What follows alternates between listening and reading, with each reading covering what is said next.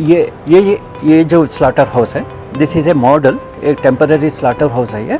This is ये जहाँ पे पूरे डिफरेंट वार्ड्स में BBMP डिजिग्नेटेड एरिया में इसको हम प्रपोज कर रहे हैं। इसको प्रपोज कर रहे हैं इसलिए प्रपोज कर रहे हैं कि ये जो है दिस इज़ यहाँ पे हमारे ये जो वेस्ट है, ब्लड और जो वेस्ट वाटर है और जो भी सॉलिड वेस्ट है, ये पूरे सॉलिड वेस्ट मैनेजमेंट को हमारे सीवर्स में एंट्री ना करें और it is a environmental protection and our water body protection from pollution. यानी हमारे पूरे जो तालाब हैं और जो पानी तालाब जो हैं वो तालाब को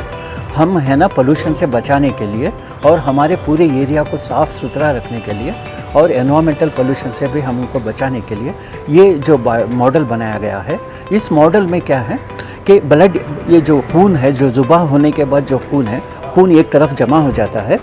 और वो जो खून पूरा यहाँ पे ये जो है blood and tissue disposing portal है, रक्ता ಮತ್ತು अंगांश विलेवारी। यहाँ से क्या होता है, जब यहाँ से ज़ुबा करते हैं तो सिर्फ ब्लड पूरा यहाँ से आके कंटेनर्स में जाता है